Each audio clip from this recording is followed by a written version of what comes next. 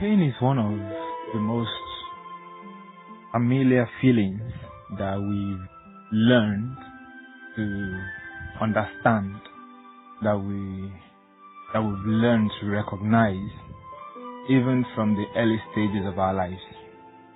I remember as a child, we would see that glowing flame of fire on a candlestick, and because of how beautiful it is and mesmerizing it seems, there's that temptation to want to touch it.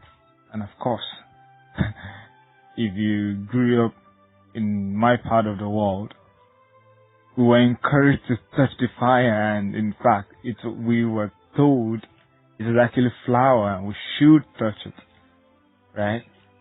And of course, the curious mind of every young child, you decide to actually put your hand and try to catch that beautiful flower, so to speak. And what is returned is the sharp pain of the sense of burning on your hand. And that was the earliest lesson. That was the earliest introduction to pain we ever had. I had, anyway. Going down the lane over the years, pain came in different formats. It came from the strokes of cane, of corrections. It came from the heartache of losing someone there. Pain came from the sensation of loss, of failure.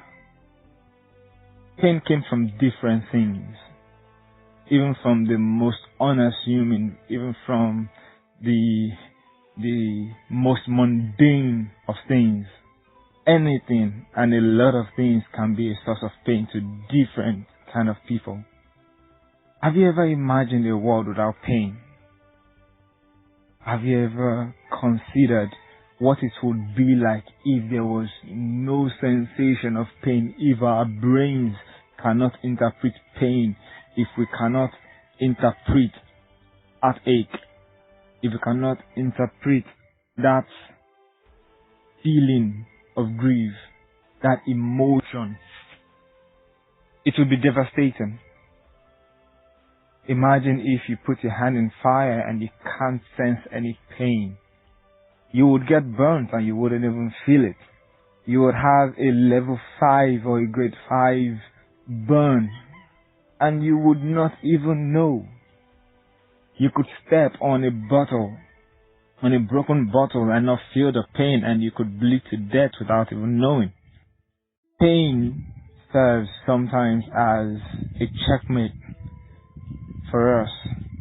It serves sometimes as a guide, as a rail to knock us or jolt us back to reality, to our senses.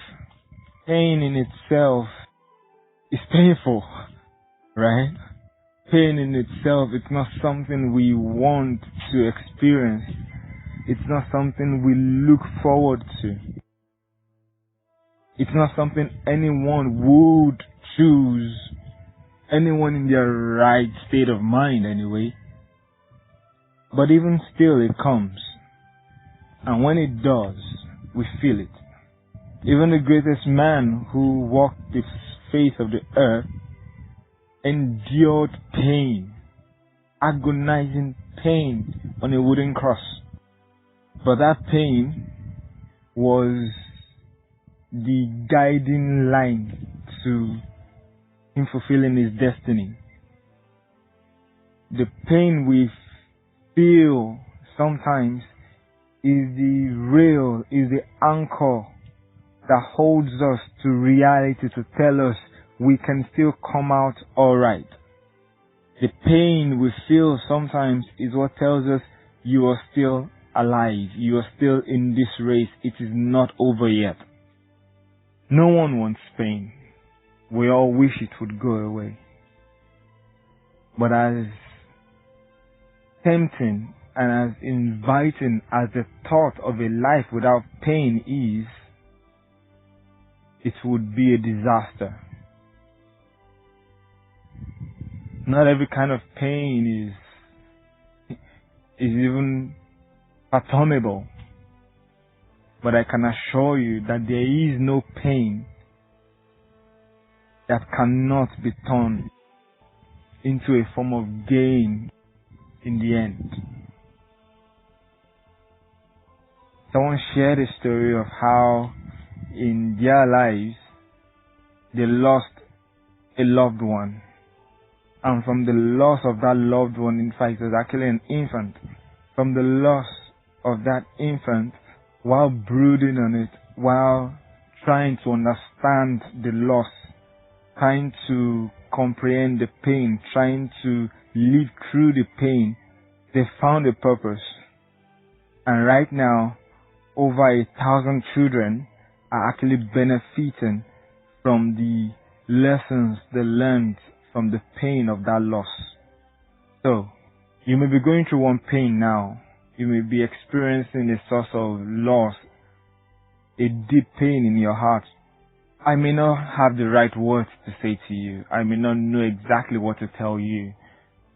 But I can tell you that if you would only look beyond the pain, if you would only try to evaluate and understand what is happening, why it is happening, what lesson, what change, what can you pick from that pain, you would have a story to tell.